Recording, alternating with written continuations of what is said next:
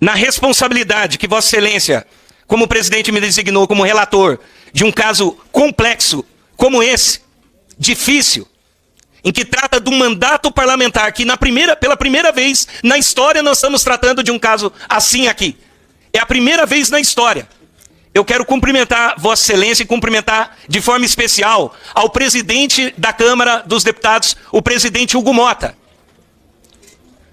O presidente que, no mandato de segurança do PT, foi atacado e tem sido atacado pelo PT por conta dessa decisão de enviar a CCJ para que ela discuta e decida sobre a representação contra a deputada Carla Zambelli, ele não errou.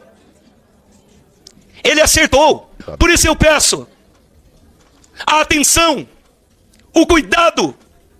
Não vamos ser ludibriados por falácias. As vozes do povo, as vozes da população não podem ser caladas por uma decisão injusta contra a deputada Carla Zambelli. Por isso eu peço aos senhores, acompanhe o meu voto e vamos fazer justiça à deputada Carla Zambelli, mantendo o seu mandato como parlamentar nessa casa. Que não nos cabe avaliar as provas desse processo. Quem avalia a prova é o Poder Judiciário. Quem julga é o Poder Judiciário. Aqui nós estamos tratando da perda de um mandato de um parlamentar, de um congressista que já foi condenado.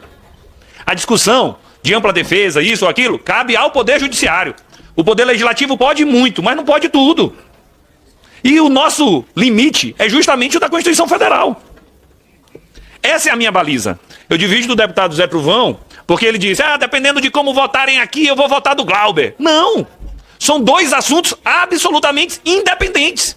O que eu quero é que cada parlamentar vote com a sua consciência o que está sendo julgado. Tanto aqui com a Zambelli, quanto lá com o Glauber. Minha opinião sobre o Glauber eu falei aqui nessa Comissão de Constituição e Justiça. Teve um episódio de uma agressão dentro da Câmara. Para mim isso é uma falta grave. E esta falta grave é passível de punição pela Câmara dos Deputados. É um caso de cassação? Não. Ao meu ver, o caso do deputado Glauber pode ter uma advertência, pode ter uma suspensão, mas caçar um deputado? Ora, senhores, o caso do Glauber, alguém agrediu verbalmente a mãe dele, que estava internada no hospital e que depois veio a falecer.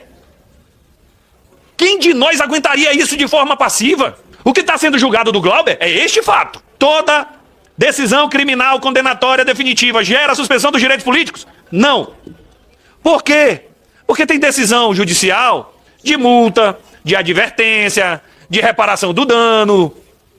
E isso não gera perda do mandato. Se a pena imposta for de 5 dias de detenção, isso inviabiliza o mandato? Não. E o que é que o Supremo Tribunal Federal entende? Que se a pena for maior do que 120 dias, aí o mandato está inviabilizado. Aí ocorre a suspensão dos direitos políticos. E neste caso, senhoras e senhores parlamentares, a pena é de detenção por 10 anos. Quem vai ficar por 10 anos sem seus direitos políticos pode exercer o mandato parlamentar no Congresso Nacional? No meu entendimento, e analisando a Constituição Federal, a resposta é não. Sabe por que a resposta é não, senhores?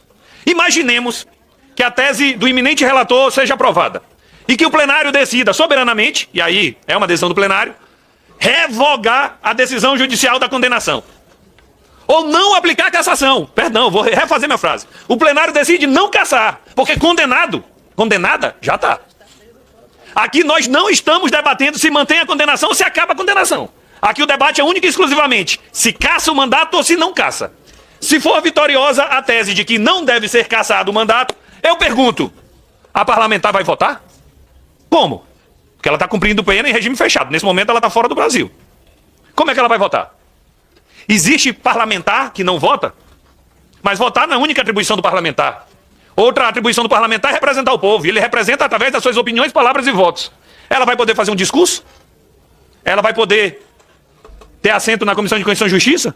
Como se dá o exercício do mandato se a decisão desta casa for não cassar? Vocês colocaram Carla Zambelli no cargo. É ela que representa vocês. É ela que tem exatamente o pensamento como o de vocês. E é uma covardia que vão fazer hoje aqui com ela. Mas da minha parte, não espere isso. Eu vou lutar, porque eu conheço Carla. Militei com Carla aqui dentro, defendendo os valores corretos de vida, inclusive contra o aborto ou contra aqueles que já me processaram agora no Supremo, para que eu não diga aqui que eles têm projeto que quer que pai case, que faça sexo com filha. É quase uma propaganda irônica, tragicômica. Cometa um crime e torne-se deputado. A melhor forma de se defender de um crime cometido é se elegendo, para ativar mecanismos político-institucionais que possam proteger você de uma devida decisão. Então isso é uma anomalia. Para além do caso da Carla Zambelli, é um precedente perigosíssimo. Eu quero insistir nisso.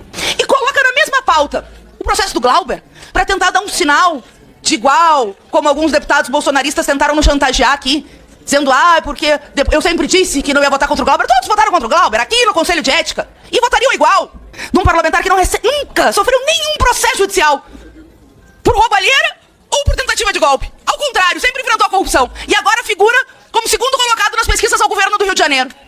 Olha que coisa! O mandato ameaçado e colocado junto com uma presidiária, como se a mesma coisa fosse. Não é. E a deputada Carla Zambelli teve os seus direitos políticos suspensos. Ela não tem direitos políticos nesse momento. E eles querem que ela exerça o mandato.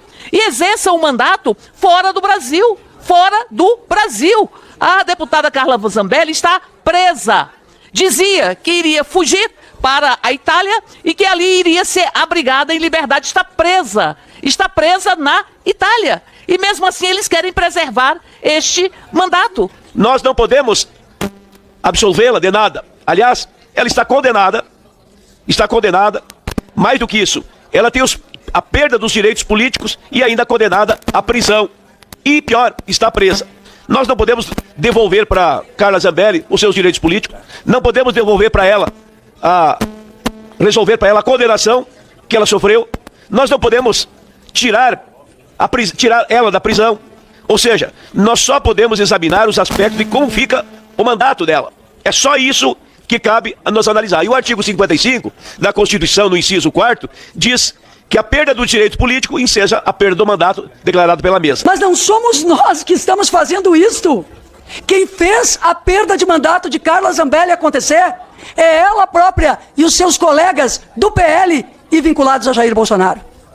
Carla Zambelli é, neste momento, uma mulher que ofereceu aquilo que acreditava ser o melhor na vida política aos líderes políticos do bolsonarismo. Foi usada, foi desprezada, foi atacada, foi desvalorizada pelos bolsonaristas. O momento em que a ditadura do judiciário vai avançar sobre muitos dos senhores, sobre muitos de nós não fizemos nada. O relatório do deputado Diego Garcia disse tudo, não preciso reforçar aqui juridicamente a minha defesa. Porque os meus eleitores já sabem da minha inocência, os brasileiros já sabem da minha inocência, e os senhores que acompanharam a voz agora do Diego sabem da minha inocência. Está encerrada a votação.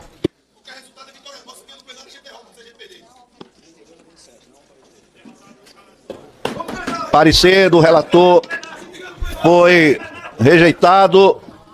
Por favor, eu quero a ata da votação. Por favor.